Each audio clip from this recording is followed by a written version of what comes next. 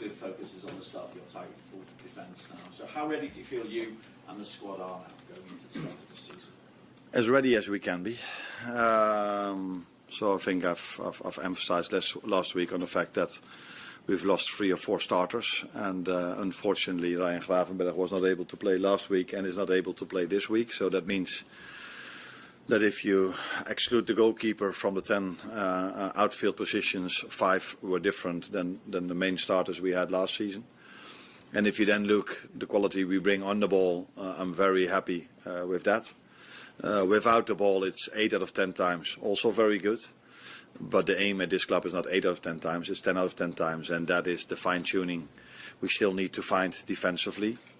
And that went in pre-season one time better than the other one. Up against Bilbao, I was really pleased with our defensive performance, because we didn't give away any chance at all, I think, out of open play. But we did concede 2 set pieces. Against Palace, we conceded the main chances we conceded were when we lost the ball ourselves. So it's been ups and downs, where the downs were not so low, but I think there is the main part for us still to improve, which is normal. I think for everyone in pre-season it's normal that there's still room for improvement, let alone if we not only lost 3 or 4 starters, I think we've lost 5 to 6 players that played quite a lot of minutes for us last season, and we brought in 4 new ones. So then it's normal that there's a little bit of adaptations, but we are definitely ready for the league to start. Taking all that into account, given what you achieved last season and how difficult it is to go back to back with Premier League titles, what are your expectations for the season? Yeah, but the reason why that is so difficult lays mainly in the fact that there are so many competitors that can also win the league over here. So to win it once is already very special, let alone if you can win it twice in 3, 4, 5 years, or as we did twice in 5 years, and City did even better than us in the last few years. So that's unbelievable if you're able to do this in this league. And probably this year it's going to be harder than every year before, because every team brings in new players, but our main competitors definitely did as well. Arne, in that regard, obviously this time last year you had a huge challenge ahead of you with coming to a new league, starting at a new club, replacing Jurgen Klopp, everything that went with it. Is this season in your mind, even personally for you, an even bigger challenge than this time last year? No, you forgot to mention that you take over a team and you only have 2 weeks to prepare, because there was a Euros and a Copa America. I think every season has its own challenges. So last season it were the challenges you were just talking about. This season the challenge is that we've lost many starters, and we we've brought in very good and talented players again as well. And the challenge is always not only yourself but also the teams you face. Now we're starting with Bournemouth, which was last season probably the most intense team in the league. And I mean in terms of running, and also in the playing style, but that goes hand in hand. And then afterwards is Newcastle and Arsenal, so that sums up this league, I think, and the challenge we have. What do you expect from Bournemouth on Friday? What I just said, intense. They made it really difficult for us last season. We beat them 3-0, where you feel like, what is he talking about difficult? But if you look at the game, they had the first big chance of the game. They scored a goal, which was fractionally offside. And then we 3 times, I wouldn't say counter-attacked them, but we were very fast in moving the ball from back to forward. And all of a sudden at halftime we were 3-0 up. And then I thought, wow, which I always thought when I was playing manager in Holland, this is going to be 4-5-6-0. But the mentality Bournemouth showed in the second half, they just kept on going. And that's the mentality they had throughout the whole season afterwards as well. So they also lost some players. They also brought in good new ones, as they've shown in the last few years, that they can always bring in good new players. So, and away it was even more difficult for us. So, very good team, good manager, and a challenge for us on Friday. But looking forward to it, because the evening game at Anfield is something everyone is looking forward to, I think. Hi there, Arne. Your defensive record last season was absolutely incredible. In the pre-season so far, I know you haven't been particularly happy with some elements of it. resolve those issues when you're looking for that defensive solidity in front of your back four, when you're going to be without again the best defensive midfielder in the country? Yeah. And don't forget we missed out McAllister as well, the last part of last season, and he hardly wasn't able to play in our pre-season. Only now recently he's played a few games, played a few minutes. But it's not that I'm not happy about certain parts. I'm telling you just a second ago that the standard here is 10 out of 10. So it's not one or two things we don't do well. No, in general we do all well, but well is not good enough. And there we have to go one step up in certain aspects, not in all aspects, in certain aspects. And then there's also something like I said, against Bilbao, we were really good defensively, but conceded 2 set pieces. And the games before, we also had mixed teams. So then you can also accept a little bit better that maybe timings between players were not as good as when you play the starters that has played so many times together. So there are reasons for it, like I just said, mixed teams, new players coming in, Virgil being sick against Bilbao, Alisson not being there, Maka being injured, Ryan not able to play, and new players brought in. But all of this is definitely not an excuse when we start the league Friday, because we will 100% be ready on Friday. Integrating new players into the Liverpool way of doing things is all part and parcel of pre-season and early season as well. And a lot to like about Jeremy Frimpong, what we've seen of him so far. Played really well at Wembley in parts, but he's a different type of fullback to Trent Alexander-Arnold, who was a complete one-off, and a different type of fullback to Conor Bradley. And do you have to sort of try and make sure that somebody as adventurous as Frimpong is with his dribbling, that he doesn't impinge on Mo Salah's sort of ability to get into those key areas and kind of neuter his effectiveness? In my opinion, Jeremy and Conor Bradley are similar types, by the way, although Jeremy is maybe better in the 1v1s than Conor is. But I think Jeremy and Conor can both attribute to Mo's output, because if you play against these two, you know you have to be aware of these two as well. So it normally gives Mo even more space to get the 1v1s, because if we isolate Jeremy in a 1v1, it's difficult for the other team, and if we isolate Mo in a 1v1, it's difficult for the other team as well. So where maybe last season they could give a little bit of more help because Trent was a little bit more behind the ball, which was also dangerous because when Mo brought it back, Trent could deliver one of his famous crosses. So it's different types, but I think both types, and Trent proved it together with Mo. Trent brought the best out of Mo, and I think that that's the same thing is going to happen with Conor and Jeremy, with Mo in that regard. Sven Turner, Sky Germany. Hi Arne. Talking about Florian, still a young guy, first time away from home, one of the biggest clubs in the world, that enormous transfer fee on his back. How's he handling all that on and off the pitch? Yeah, he might be young, but he already won a lot. So I don't think factually we can see him as a young player, but in terms of his experience that he's already having, I don't see him as a young player. He won the league in Germany, won the cup, played for his country numerous times. And apart from that, his mentality is maybe his biggest strength, and that says a lot, because if you see him play, you're like, are you serious? Because he's so creative, but how mentally strong he is, and he doesn't get distracted at all by a transfer fee or anything else. So I think good players always find a way to play well in good teams, and he is a good player and he plays in a good team. Does he need any help of yours?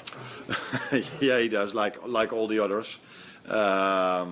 But we have a very good player care department, so I'm not looking for houses together with him or these kind of things.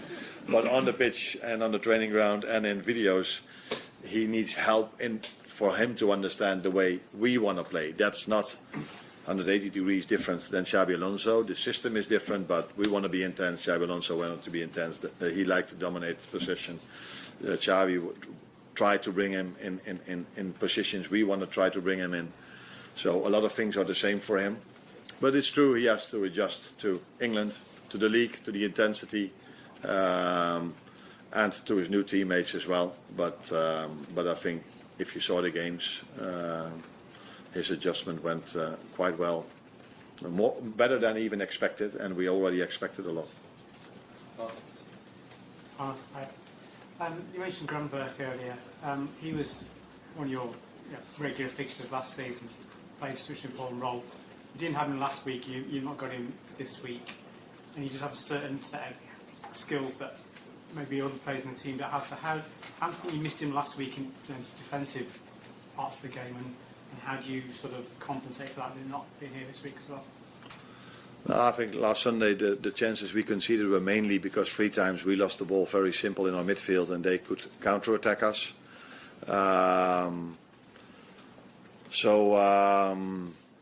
Yeah, you could say Ryan is always taking really good care of the ball over there, but players, Ryan or anyone else in our team, can lose the ball. So in that sense, I'm not sure how much we missed him last Sunday, but it's clear that Ryan has had a big impact on us last season. And it's quite...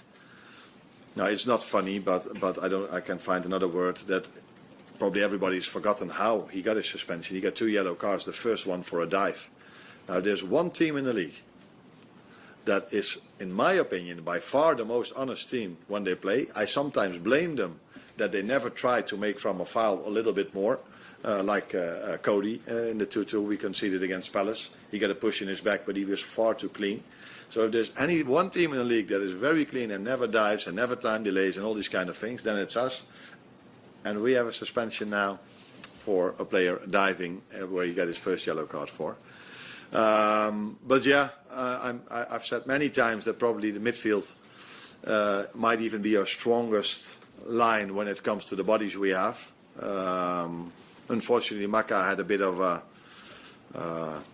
different pre-season than we would like him to have, but he's back fit now. So I still have a choice to make in midfield, even if Ryan is not there.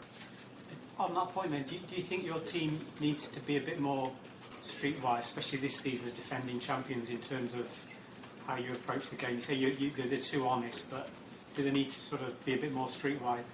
No, I think, maybe for me to use the right words in English, you can never be too honest, but it's clear that I saw this week Fenerbahce Feyenoord, and I saw a lot of moments where players were really smart and these kind of things.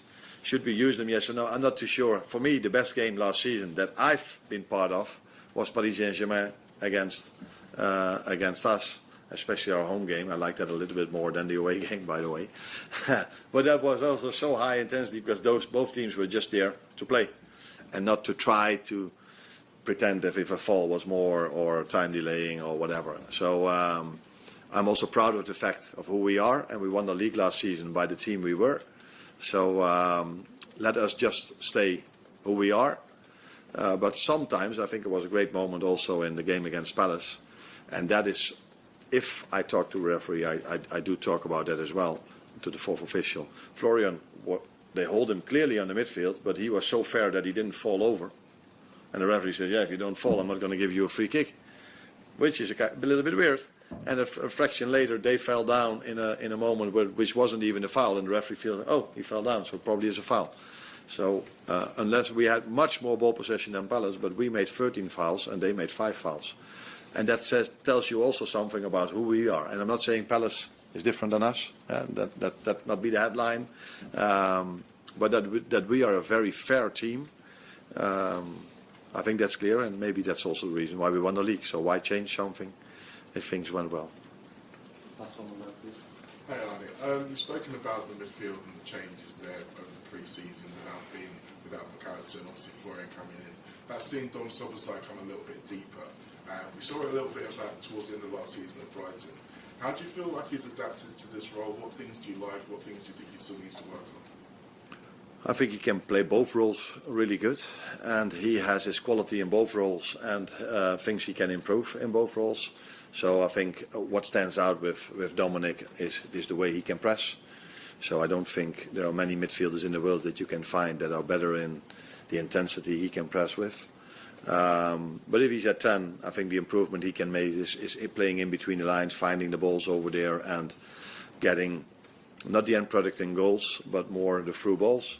And if he's playing behind the ball, I think that's not new for him, but he hasn't played there a lot last season. So sometimes, you need to adjust to your teammates and in your positioning. But I think he's had a really good pre-season. He didn't play his best game against Palace, but for the rest, he had a very good pre-season. I imagine he must be one of the players in the squad most pleased to see Joe Gomez come back as well, because it means he's less likely to be a backup right back for this next game. Is Joe ready to be in the squad for Friday? I don't think if one has to do with the other. I'm not sure about that. But Joe, I have to make a decision on that. I think he only trained twice now, missed quite a lot in pre-season. But if you looked at our bench against Palace, I think there were 3 players that were 18 years old or younger. If Ben Doak is Ben Doak or is Ben 19 already? 19, okay, so 19, 20 years or younger. So there is a possibility that Joe might be on the bench, but I have to look at the numbers and who we're going to take. Yeah. You're welcome.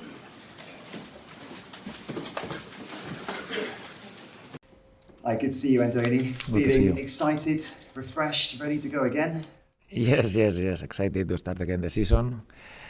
I think the pre-season is always a time for preparation, but now when you see also that we are the first game of the Premier League, a lot of people watching us, and I hope we are at the level of, because it's going to be, I think, a big game. How was pre-season as a whole? I mean, you got to spend some time in the States, but making use of this new facility for the first time for pre-season, has that made a difference in compared to the last few summers? You never know with pre-season. No, I think it has been a good pre-season. I think the travel to the States was a good one. We played 3 very high-level games. We finished the other day with also 2 games against Real Sociedad that were, I think, useful for us. But until the season starts, we will not know. No, obviously we are starting in a very difficult place, but it's gonna be also a good test for us and a place where we can see where we are. At the back end of last season, we spoke a lot about speculation about your future and the future of your players. You're about to start your 3rd full season here. What is the next step that Bournemouth can or need to make? I mean, it's a high ceiling already, isn't it, from your record points tally last season? No, it's not about the next step. It's right now preparing for the next season. I think still 2 weeks in this market. Probably we are not where we wanted to be, but it's normal because it has been a summer of a lot of changes, and we will need to have a little bit of patience until the market ends. And it's a summer with I think some important movements, some players leaving, new players coming. We will need to adjust as quickly as we can. I hope we can do it quickly and smoothly, and every new player comes and gives us his best. But maybe it's not like this. And I'm focused in the beginning of the season, like all the Premier League seasons. I know it's gonna be tough, and we will take it like this, step by step. Do you get a good feeling that will happen, that you will be able to adapt quickly? Because your whole defensive unit, really, I mean, goalkeeper, the 3 main defenders we're talking about. I mean, Dean and Milos went quite early, but Ilya Zabani, I know it's only confirmed this week, but that was sort of felt like it's been around for a while in terms of that move to PSG. I know you utilised him a lot in pre-season, but were you always planning for life without Zabani? No, you have to be prepared for everything. You don't know what's going to happen. It's true that they were news very early in the summer, I would say, even before starting pre-season, so it's something that could have happened, and it has happened. But we have to adapt. We have to. Club is doing their job. In some scenarios, like the Milos one, everything happened quite quick. We signed Adrien, even with the keeper. I think we signed Petrovic. They've done a complete pre-season. In other scenarios, with the centre backs probably it has cost us more, but it's normal things of every summer, especially when the window closes so late, after 4 games. I think it's a lot. And so Bafodi Diakite has come in this week from Lille, experienced defender despite his age. He's played some top level football in Ligue 1. Is he ready to go straight into the first team, or does he need a bit of time? Has come this week, has trained 2 days with us. I think he has trained well, but we will decide. No, it has pros, cons. I think he's physically definitely ready. He has done a complete pre-season with Lille. He played a lot of minutes, so he's ready to go. And it's a matter now of getting all the concepts quickly, the details of every team in all different phases of the game. And I hope he can do it quickly, no? And if it's not tomorrow, will be next week, yes, because I think he's a very good player, yes. Are you happy with the transfer business that you've done so far this summer? Are you optimistic that more will come in before it closes, the window? I think these 2 weeks for us are key. I think it's still a lot of work to do, and I cannot say nothing until I don't know how it's gonna finish. No, we have to deal with these 2, 3, 4 games in a lot of uncertainty. But we are used to this. It has happened like this. It happens every summer. But it's true that this summer has been of a lot of changes, and I think these last 2 weeks for us is a key moment of the market. Yes. Past that uncertainty, potential outgoings, and a lot of rumours about Dango, Ouattara and Brentford. Can you give us any updates on that? Is he in the right frame of mind to be selected tomorrow? Dango is going to train with us today. He's here, he's in the building, but it's true that I don't know what's going to happen. We are going day by day, and I will ask with the club if he can play tomorrow and he can travel, and we are in this kind of situations. I think every team will be in this kind of situations with players leaving, players arriving. We are moving day by day, basically, and we will continue for these next 2 weeks. We will continue like this. And just finally for me, what a challenge tomorrow night up against the Premier League champions to start off. It'd be nice to cause an upset, wouldn't it, on the first day of the Premier League season, and an instant reunion with Milos Kerkez as well. I'm sure you might know a few of the weaknesses you might be able to exploit. Yes, no, he has a lot more strengths than weaknesses, Milos. I think we have to be worried also, because he will for sure try his best and try to be dangerous against us. I wish him all the best. He gave us 2 great seasons. But I hope he doesn't have the best game tomorrow. No, it's overall a very difficult game for us. First game of the season against the champions, and also a team that has signed very, very well this summer. So it's gonna be tough. We know this. So we have to be ready. We have to give our very best and try to make them think in one moment of the game that maybe it's not as easy not to beat us. Have your wingers been knocking at your door, all asking to play on the right-hand side, so they go up against Milos? I don't think. If you ask them, they know it's going to be a tough challenge to face Milos. Milos is a very, very good player, and offensively, defensively, he's very complete. But the same as him, his teammates also, if you go to the other side, with Frimpong, it's going to be similar. And at the end, you are playing the champions in the first day of the season away, so it doesn't get more difficult than this. So everyone that plays tomorrow has to know that we need 100% of everyone, and see if between this togetherness we can take something from that game. What did you take from the Community Shield and the way Crystal Palace upset them? I think it's a completely different scenario. They are playing for a title. Also, Palace and us, we have completely different structures. Probably it makes them even more dangerous, because at the end they were winning and probably a little bit confident. At the end they draw, and then you go to penalties, and probably it makes them a little bit more dangerous.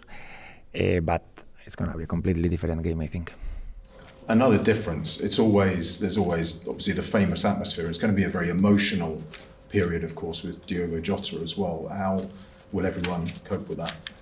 Yeah, I think it's going to be definitely emotional. I think, obviously, I didn't know personally Diogo, but everyone speaks very well about him. Every time we face him, he's always he was with the smile, and you can feel this joy, no? And it's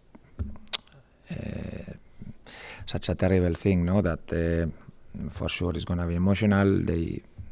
Him and his brother deserve, and their family, no? Everything we can do for them, and it's true that after the game starts, you focus on your things, but I suppose the moments before are gonna be emotional. Yes.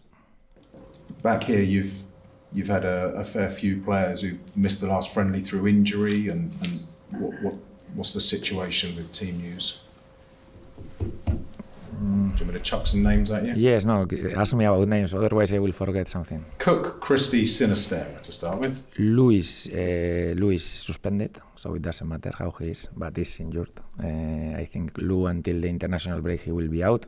It's true that he was already suspended for the first two games. Ryan Christie has been training with us this week, but I think it's too early for him because he hasn't done any pre-season. He hasn't basically done a lot of things for a lot of weeks, months.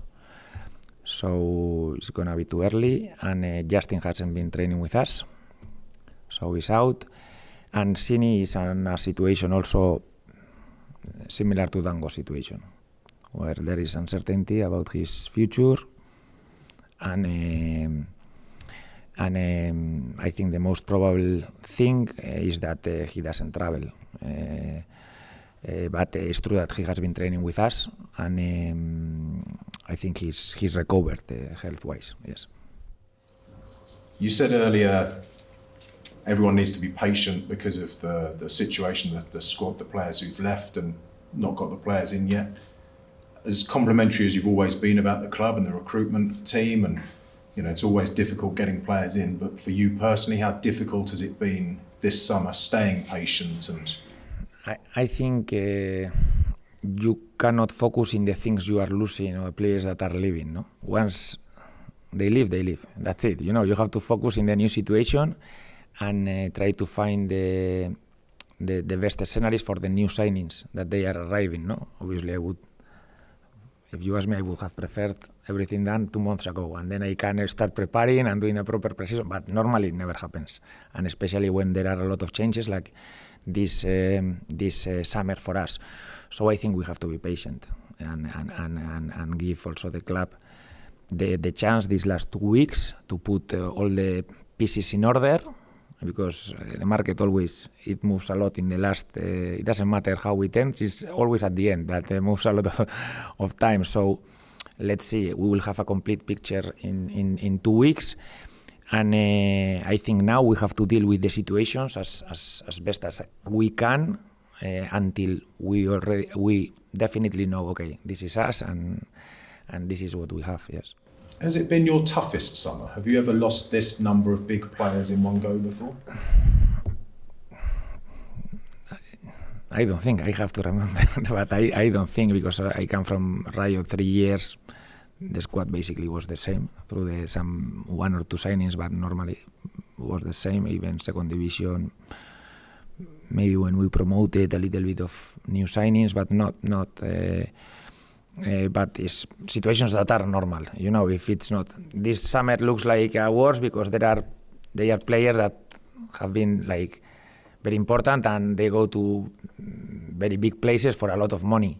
But this situation normally happen in the pre-seasons, and you have to adapt and try to cope as good as we can.